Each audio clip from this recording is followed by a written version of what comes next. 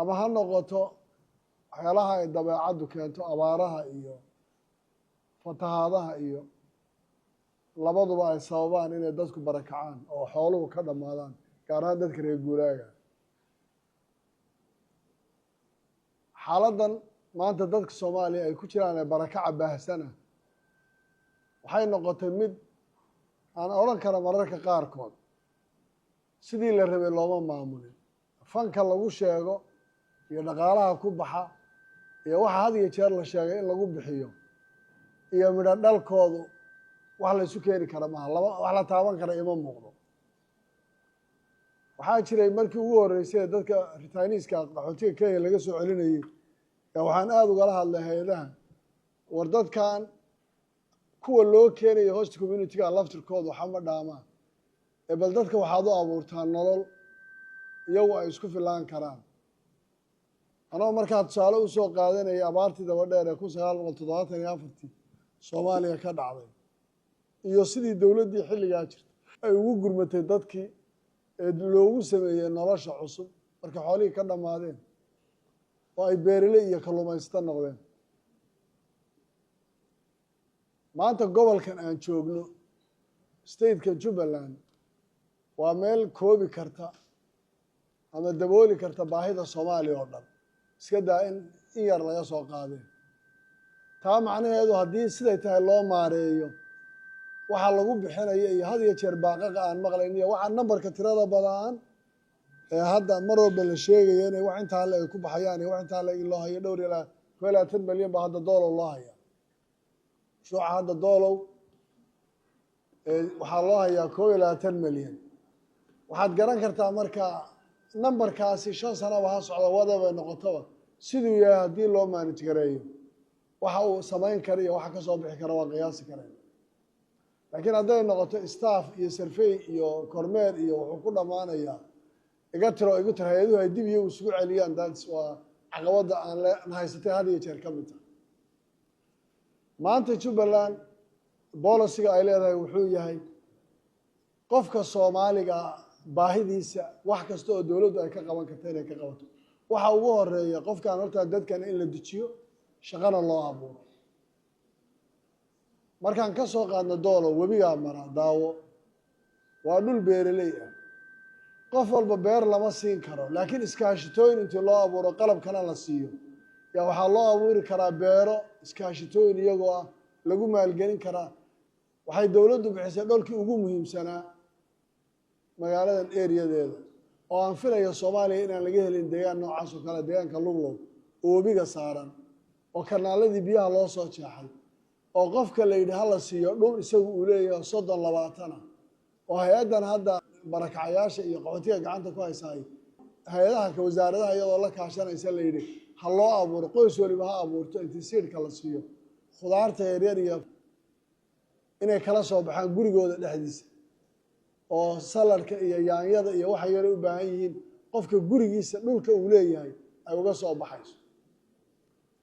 taa maxay ka daboolaysaa marka xataa nafaqa daradii iyo wax badan oo dhacayay iyadaa kaga filaanaysa dhulkaasi markii ugu horreysay la dhisay sidoo wasiirku sheegay waxaanu dubinay dhul la dhisay qiimaha lagu qaadayo iyo waxa lagu dhisayo marka 22 dilaal gacanta loo geliyo waxay noqonaysaa waxaan macno lahayn in la dhiso taasaa waxaan markii ugu horreysay Ritaaniiska loo dhisay waxaan ku nidhi hay'adii dhisaysay tijaabada controlkan baan caleen ha lagu dhiso guryaha hartaana dhistaan si aan u aragno gurigu nooca uu noqonayo taasaa keentay marka in la bedelo sababtoo waxaan soo martay guri intii la dhisay roobkii ugu horreeyay ku dubay ku baaba'ay waxaan rabnaa marka dadkan barakacayaasha ah maanta sida hadda nambarka la sheegayo doolow dadka degan ee deegaanka ah iyo dadka barakacayaasha waxaa badan dadka barakaca kuwii deganaa oo nolosha ku adkayd markay intaas oo kale oo dul fuushan ay dul fuulaan intaan la xamili karaan dadkaas way adag tahay inay xamilaan sidaa daraadeed dawladdu wixii la jira way qabanaysaa wixii talaabo la gudboona way ka gaaraysaa dhulka loogu talagalay inta dadkaasi baahan yihiin haddaba dhul bay degan yihiin dadka baahidooda in la daboolo waa waajib dastuuri oo dawladda saaran oo loo raadiyo hay'adahana waxaan ka codsanaynaa dadkan iyo institutionada dawladdu dadkan in loo abuuro sida xal waara looga hadlayo guriga dhulka la siiyo laga bilaabo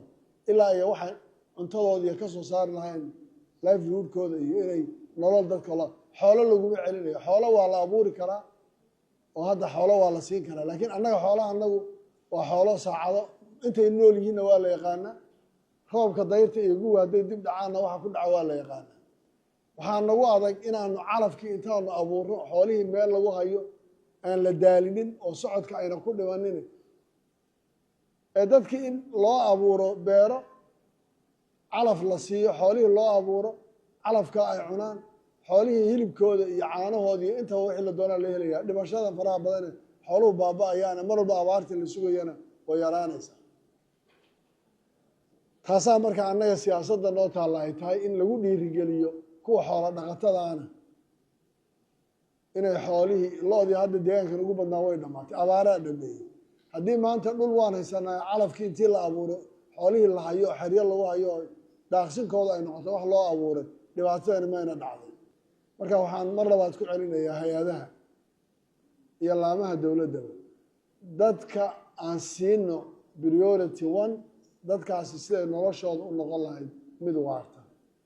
ayna u noqoteen mid maalin walba gebi dhacaysa waxa dadka laga soo qaadayana in siday tahay loo soo gaadho oo ay u soo gaadho oo wixii loogu qabto wax tayala ay u noqoto dadkana nolol loo abuuro oo nolosha loo abuurayo ay noqoto middaa aan ka hadlayo hadda ama beeraha ha noqoto ama kalluumaysi meelaha xeebaha kale ha noqoto gaar ahaan mashruucan doolow in hadda dadka looga faa'iideeyo in beero loo abuuro in beero la siiyo iskaashtooyin loo abuuro dhulka dadkani u baahan yihiin intay iyagu u baahan yihiin 5 kilomitir iyo 6 kilomitir waxba ka jirino qofuu iska oto yidha anaa iskale kuwanaa ka mudan wax wal oo dowladdu mas-uul ka tahay iyadaa qaadanaysa kanaaladaa loo dheeray webigaasi ma guro sanadkoo dhan wuu socdaa